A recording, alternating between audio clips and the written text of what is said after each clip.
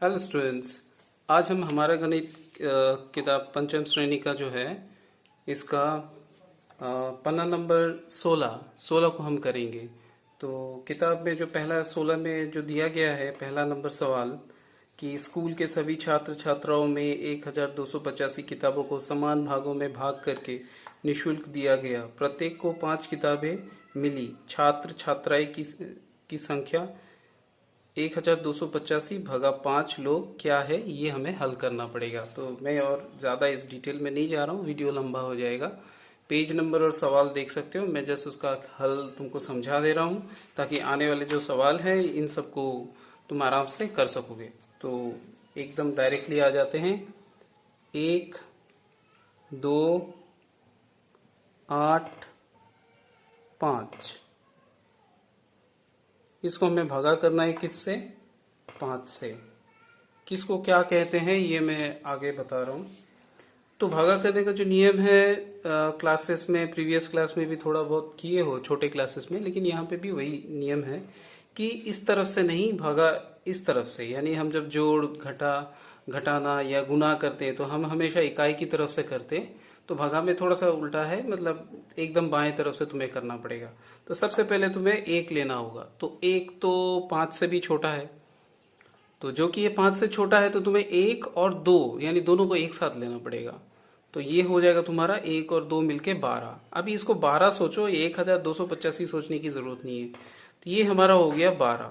तो 12 को तुम्हें भागा करना पड़ेगा 5 से। तो 5 का पहाड़ा, 5 एकम 5, 5 दूनी 10, 5 तिया 15, 5 चौके 20, 5 पाँचे 25, 5 छः 30। तो और करने की जरूरत नहीं है। तो 5 एकम 5, 5 दूनी 10, 5 तिया 15। 5 तिया करेंगे तो 15 आ जाएगा, जो कि बड़ा है। तो हमें 5 दूनी लेना पड़ेगा, ये दूनी है। तो 5 दूनी 10 लिखे, घटाना पड़ेगा। तो 12 में से 10 गया, ये बचा 2। फिर हमें क्या करना पड़ेगा, इसको उतारना पड़ेगा।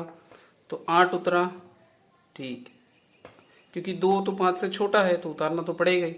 अब 5 से फिर भगा करना पड़ेगा। तो यहाँ देखो, एकम दूनी तिया चौके पचे छक, छक ज्यादा हो जाएगा, 5 छक 30 हो जाएगा, 5 पचे 25।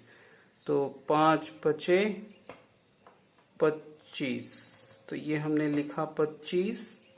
8 में से 5 गया, बचा 3, और यहां से क्या उतरा 5। तो 3 और 5 हो गया हमारा 35।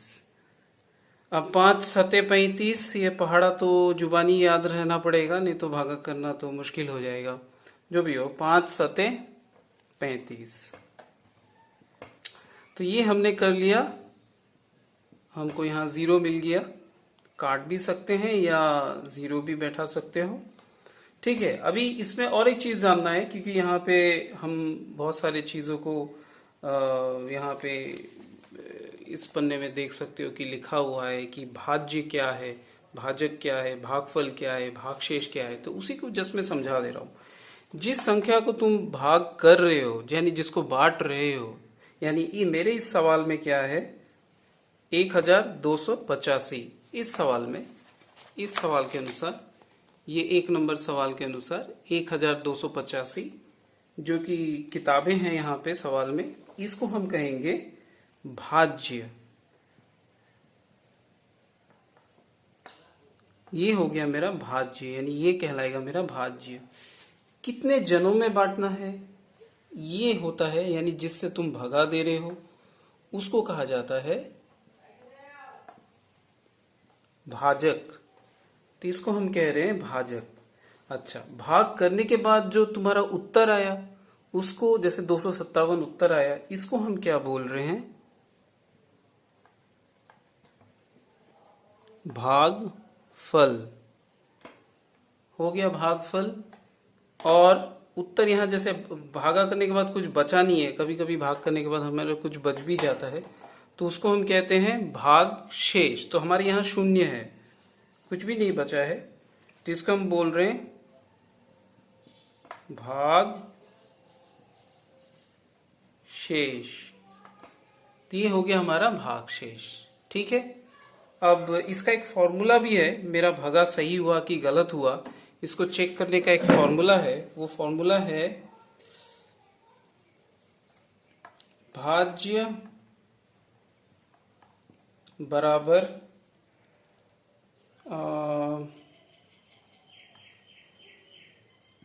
भागफल गुना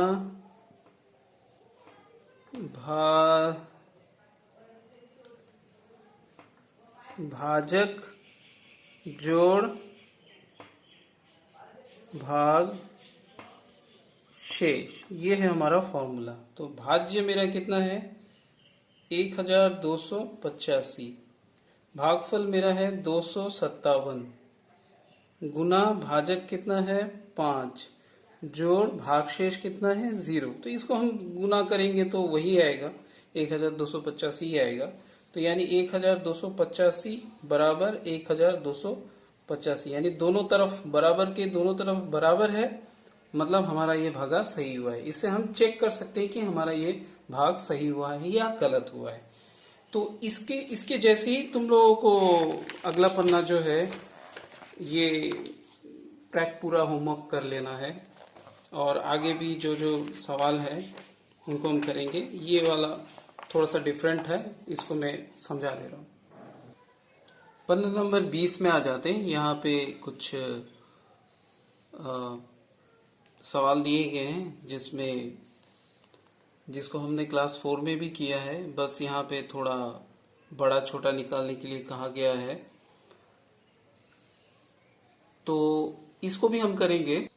जैसे कि मैंने कहा कि इसको हमने क्लास 4 में किया है, इसको जस्ट थोड़ा सा एक आइडिया दे दे रहा हूँ।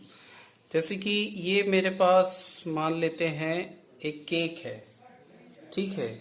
इस केक का अगर मैं बराबर 2 टुकड़ा करता हूँ तो इन टुकड़ों को मैं गणित में कैसे समझाऊंगा।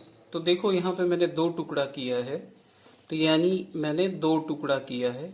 और मान लो ये एक टुकड़ा मैं खाता हूँ, तो मैंने कितना खाया, मैंने खाया 2 टुकड़ों में से 1 टुकड़ा, यानी आधा खाया। तो इस तरीके से मैं इसको गणित में दिखा सकता हूँ, जिसको ऊपर वाला पार्ट हम अंश कहते हैं, नीचे वाला हर कहते हैं। अब इसमें ऑलरेडी हम क्लास 4 में किए हैं। यहाँ पे बड़ा छोटा का बात है, तो बड़ा छोटा में जैसे कि ये मेरा एक केक है, तो उसी साइज का मेरा और एक केक है, ठीक है। ये केक एकदम सही तो नहीं होगा, मैं दूसरा इसमें थोड़ा सा मैंने चेंज किया। ये 2 केक के टुकड़े हैं, मान लेते हैं कि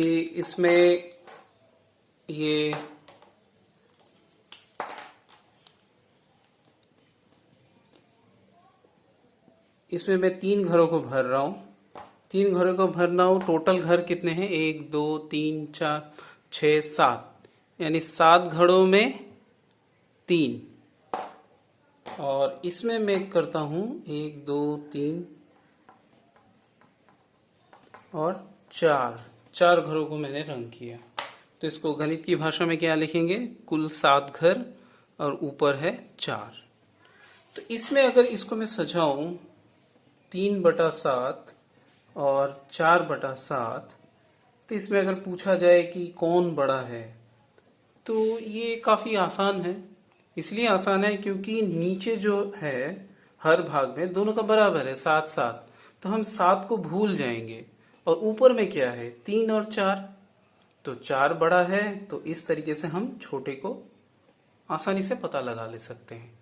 तो नीचे 7 हो, 10 हो, 11 हो, 12 हो, 15 हो, जैसे सवाल में दिया गया है, जैसे कि यही दिया है 8/13 और बड़ा चिन्ह दिया है, और यहाँ पे दिया है बटा 13, यानी नीचे 13 है। 8 अगर दिखा रहा है कि 8 बड़ा है, यानी 8/13 बड़ा है, तो यहाँ भी 13 है, यहाँ भी 13 है। तो यहाँ मैं कोई भी संख्या लिख सकता हूं जो कि 8 से छोटा है, क्योंकि यहाँ मैं अगर 9 लिखूंगा तो ये तो चिन्ह देना गलत हो गया, क्योंकि 8 तो 9 से बड़ा नहीं हो सकता है। तो मुझे यहाँ पे ऐसा चिन्ह देना, ऐसा संख्या बैठाना पड़ेगा जो कि 8 से छोटा होगा। तो मैं 7 बैठा सकता हूँ, 6 बैठा सकता हूँ, 5 बैठा सकता हूँ, कुछ भी बैठा सकता हूँ। तो ये मेरे इस तरह के सवालों का जवाब हो जाएगा। इन सारे सवालों में तुम देख सकते हो कि नीचे जो भाग है वो सबके बराबर है। तो नीचे जो हर वाला भाग है ये अगर बराबर है तो इस तरह के सवालों को हल करना कोई मुश्किल बात नहीं है। मान लेते हैं कि 12/94 और इधर है 25/94। तो नीचे दोनों तरफ एक ही है, इससे कोई फर्क नहीं पड़ता है। ऊपर में जो बड़ा है वही बड़ा है। तो अगर नीचे अलग हो तो इसको हम आगे करेंगे। तो आज का ये वीडियो मैं यहीं तक रखता हूँ। मुझे लगता है यहाँ तक समझ में आ जाएगा। आगे का भी मैं वीडियो डालता रहूँगा ताकि तुम अपने होमवर्क्स को अच्छे से कंप्लीट कर सको।